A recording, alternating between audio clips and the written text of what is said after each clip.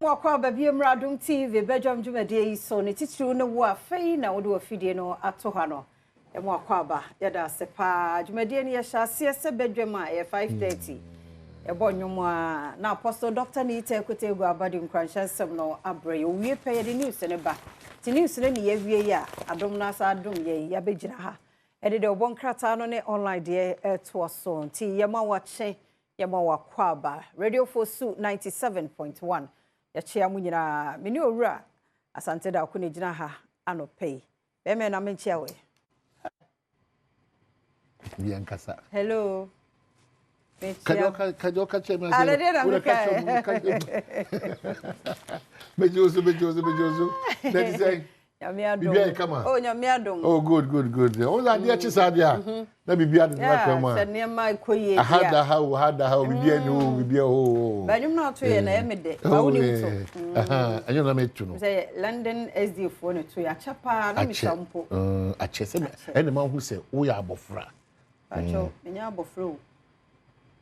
Ene na hu na efe. No. Sopa. Enya kra. What was supposed to say you? I was more. Now when we 82 93 for more Harry Page new. Oh, Debbie. Camera woman 97. Can you imagine? Oh, you breathe too much. Yet you be auntie, doesn't matter. Time I wo. The here the nyame dia mu abetimi dia boa wan kasa ho obusuan ne o man Ghana. It's important. Now if my cow say be a proud Ghanaian. Ti baby out free bia no say me now do dia show. Kaka ho me kwabna santia me free hafo me am say free kumawu me say free kwabin nti sa mia we nyina na me chie obia enti wo so a wo hwe no na wo ma won so dem wa na wo wie kra so help me God na say we dwumadi for the day so wo dwene papa ma okuru mu dia wo dwene papa ma Ghana so wo dwene papa ma ho dia wo dwene papa ma okuru it's important e chain nti e say o ti ase if you want ka dia ase o de ebe kwa until say na pobu de won se obesa de abre na afi baton no so no abrante no so aba schedule abesum na afi won se eko na eko e bon se pa na e ku da sister Sandy be a guy no dey share no wa chest na afi ko si so so no breaking it down break no about 2 hours bebe 4 minutes bi na afi ogboro na nka so no o distribute bo na waka o tumrika no ho me ti se bibi no because for steps bi si mu tie ma se bi hey me yes say ko for step be dey to camera open your duty because our steps we do baby the other people say wow I feel papa na me kono as old as he is no or kwa that we do that we never so Abra ala to ataro pe ya chiao oh doctor engineer yeah ala pe ya chiao pa ba o wan efenso me dasi I think comfort no baby me ma me adu na o infia wo deeper o na ya mesre wo menya ontade ne kakaka no dey at comfort why do you blame ma me dey blame kakaka ti be chiao at comfort me chiao pa in some how do to the boka tem ne dey online so dey blame ti come imani ene won atro krata akoma strategy say wonya hwehwemu emfa easy eso ma breaking law bi okay nti je say wo kwa adomonline.com na wa sheda kenkan wa hu law no a EC Electoral Commission one more a breaking and no assembly. Mampani John Dramani Mahama so power DC said we are 940. And to almost so ya do mo be kono ya hwe se je wo to manase. To kakama say ntokwana na say obi asum tie obi obi ka to be. Me say ayi afutu kura say journalist bi o ma bro kura.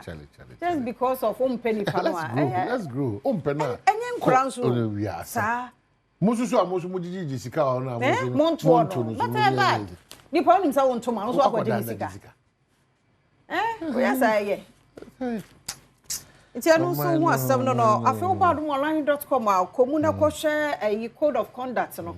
De mampani atro say na appointees won nye no won hwehwem. Ba ko bi e kan man akoma oso omonye humble. Ahobrasiye. Let me catch you. No mampani. You know, they be able to it too many baby nim kakra say the omo ahase ye jai ya mon chemso huntan ahobrasiye because mampani me de minim kurar mampani ne yere doors are open. Na nkene omo ye mampani ni ade de san nkane obi kura nko omo ho kohwe gina ho saa ye nyina ye di nkomo ahobrasiye very important code of conduct no ba ko ehete me no ahobrasiye enkopre wo nko ahun so ye oman no interest hwe na fumu ma no waje obi a na nke ho containers ayira I am up to now. Ade ya ye trace na free baby e do ha. Amem. O si amem ya o. A whole container come na nyafu no. Container 40 feet. Na excavators be twem ko forest obi azu. Yo, e no so say ye ni na o tweda. Na me ka se bia e no ma. Sa. E ba ki. Na wo for crop matifia wa ye kitwa o mo so hwem. Antrim papa bia man kwara dodo na mo hye bre sisa. O man na nwene sa de wo say debi sa mofra na dodo na ntimi nto school so bia say awofo bi ha na last sika no de bre. Ikwara bi won so a ono wa ye fast mi krekro bi nyim dada. Obi so akonyim obi dada. Enti atiafa kitua bi se na ye oha. Emu bebe aduane nyame ya adom betima sa to ma kontu so eden no oman ne ya fa obi akoda se nkan wa so ati ayampo se oman e wo mu gi kan wa sa emfa ho eno ano ntia no so ho asem ni nyame pe na ba mu yese 3 bedroom kan ye ni nyina akora hye kora wo baby ani Madina estate oh my Ghana there za o Madina bi wo baby ani wow ntia ho asem eni na afi eye owura ansa asare o say acting chief justice anyamfom so bia ewo ma me get you tokonu ni case no ehun se mo nyina wadomonline.com ani bebre o je bre tena se wo laptop na ni mo computer na ni mo afo akenkan audio so ne pictures and so ekeka ho bi no wakan the Ghanaian Times said it was drug abuse among varsity students and the na me ni nukreni now the camera woman kwaya a documentary bi na o ka kire me e mane megina nko no aba be dia dance se okoye suku po ahodo na enyo we yem from emmabu no owura tertiary even though who be at him say we do also no bit ma to na but tertiary kwa ba mi ntwa no tertiary kware se ni mu ami a na make say ai senior for no senior high for aji ho ehini no e be go free JHS SHS na increase wo tertiary ene efrifie community owo mu ene wahuna ene want to me stay na ye wo mpanimfo no mu bi wo so so o mu na de koma nkra na ne mo tunton pikiri so wo se car flash bi pa juna se oru ko na o se movement na so wo da so ka pikiri bi o e bi be ho me nya sure pikiri ho na de pikiri ho mental so ana has no Misa, asukura mi no. Hey. Robo na oho. Ya ye bi o. Yeah. Wo so wo to bi sa enye no a. Ene ma bi shem because omu ni mom ho. Omu ni mom ho because e nwanwa. Buza Isaac. Ni ma wa ye wo sa de jumedi Isaac. Oh. Ghanaian Times and so call university ahodo. Oha mu nchemu aduonu nan. Mofra no. Eduro na e friend tramadol no. They are hooked on. Omu eni ho omu ntimi nyewe. Ibie no mutimi ye obanim hanso pa government to grow non-traditional exports man paying na eka saying Eroku je to abla foreign ministers was hey aban dada no mu nkofo bi omunya all the privileges only problem be odika bom kokobako mienu e say they say obia o service passport diplomatic passport obia pam afre no mo be for ama wo mo se efata daily graphic is also now than come across to graphic in Stanbic big bank breakfast meeting in common bia bi pie ni say ene ehian sachaye kese pa wo agric adwumaku no nti esese ehwe ne emi ni da because eno na ye fapem ye jeja ho a sa chain no that is tokuru be dem a ebe ha adwen yi pa afei enim hands was say experts push for sustainable agric practices ekakwa ye ho nsema esese ye ni ye e woni kwaso na abefo kwaso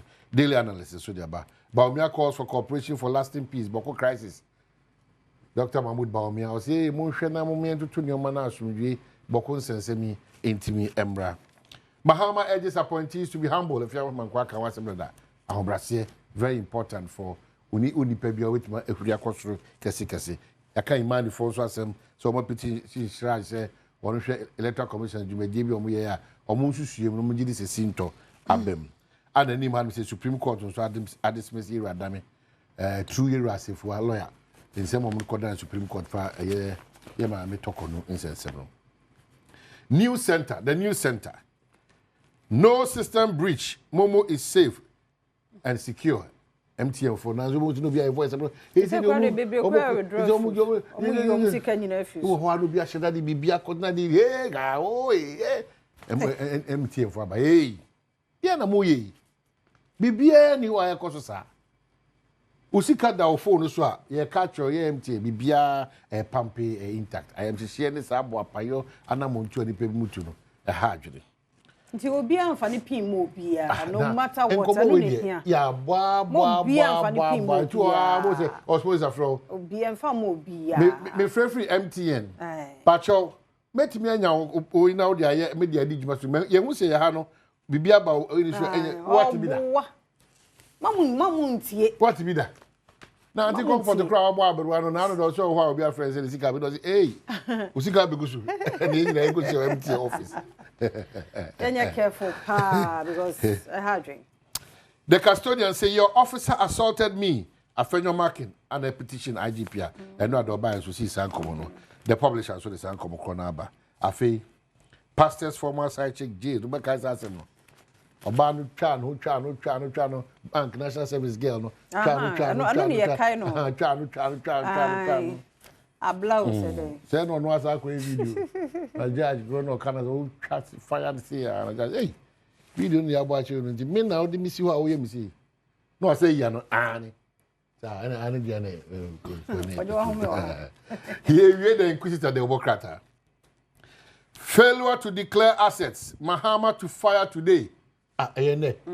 Yeah. And then so president go can ade we yenye bi the president Mr. Wadaro wo sere no afi na wo dey ba ti Wadaro ma wo dey jana no oshido da bi kwabna how do me nyadwe da bi di same dey jar me nyadwe bi me ne wo nyadwe so no kura wo ye kanini no aye wa mamre up till 31st March now up to now wonye without any explanation no I say ni die mu an wan fa gu ama no e bia manchire mu binti a wo die no wan twumi a meet deadline ti papa ebi am ye weni na wanya de a and even no kra no from ma wo anye wo tie wo na wo pay even no kra no enra na e wo ho so betimi aye yes and Monday and I know Monday na betimi aye wanyina oh you weni chese wo mpese wo ana wo san tro kra ta bia mfa bi a de nti a wonye se nti na me ka che say eye hemfo na aka se eno so so mu di ne ba everybody dey say crocodile job because man pay be fire ne pa dia hemfo na ba na so maybe na obebodi so well and maybe na say so obo we na say na ni ma bi wo ho wo say yesesa no ennai say yeti mampani yes ade we ya next time obi ba be careful well we kra say aswafo ne bi buafu yi pa era Dr. Toforsen ade contract approvals be kokoso no omo buafu yi pa na yen koso mo Dr. Toforsen abaso oko ministry a o te say nyoma o de sachra kese o de baba wa mo yemu bi mu civil servants bi anyenye so na se nkoye ma no enkoye no and then you bet in economy the minister the economy now more technical people mo te economy o kaza anta na play nya ba ko ya ti nipa no so nipa do na ye ko pesika na ye ko di nkomo amano ne a e se nipa be 300 ye twam se pain nipa be enum ensia ni na eboa so at yes komodi on IMF odi no afedia contractor for mo benya atadwum bati asempa bi mo abande de demoka no free sa na otwi kopim na otwi be sim na afedia aberewa be yipuma kwam kakra ma na no bia ya adwuma 2 years ye ntwa meka na be do wa hwe na busia so at enti edin yen ko so nsre se ye nyina reset agenda na nyoma be positive for every Ghanaian na bibia ti makoto ti de ba mi obi ma ye wo ho ane se yesre wona ye akwan no dodo wa kwantempon no se ye die mu a munye ye ntem kakra ma ye amoma nsuo no no so mo ye de but the way akwan no ye busy nti no wodo gu so ye nche na asa awo na mfuturo omo ato ade wo ho misumo mfuturo rade hu mmobo ensawam ene hwahwafo yine traffic he enyo mfuturo me na me kan sa wa yusu wa card ya ya fa kofodia na ho kwan no de mo amote so munue we ba kofi wenya weba otio what ho e na so nche ye be ne hene kura e okoto e Land Cruiser wuchu e kwani do hia Land Cruiser mo ba ye ho ka ne do so sa be se na mpa Land Cruiser undimi nto e petrol kasa kire ho na o so awaje okoto pret e ma make ka o young man kele Japan e tu mi fu o young man okoto ka okoto la na wo wakati e sei asa nyeni nyina na hu anyeni nyina anam ono so oye production locum production doctors ye locum also tifet obi aye bibi ka camera fu omukuta dia omutimi da wa chirizi afere beto mu nyina e na brabo no ye ne saba akopa wani o so na so sutimi eda na ze ono so oye adwuma wo echire ho na ze obi aye adwuma wo echire ho nyame nko na meto nkoko wa asori apart from mukoton me ba bebre koso ya da sepa internet love leads two Ghanaian women into kidnappers then. Oh, say story now a news here the buy. The chase camp CID and the buy siwa ana asiakwa e ma no say internet no so na go so mo ya pro until you on person mo ware wo to say o mo nyini ekunu ne mai say so o pebroni aware so say ne ma no akoko be mu na nyame pe na be mu ombeku omu free it CID ene post adwumako ni nyina yada mo se mo Nigeria ban motumi ya nya ya de hie ye bom paye se sa de betwa because we nya first o kai sa school for the university for me ni omu de kwa se ekun omu akọ no beautiful girl radi hu ya mobo nti ye de si ha radio for su 97.1 yada mo se ye kwa gudio mu nsamo ba health tips no siatica ye to so enenso ye faba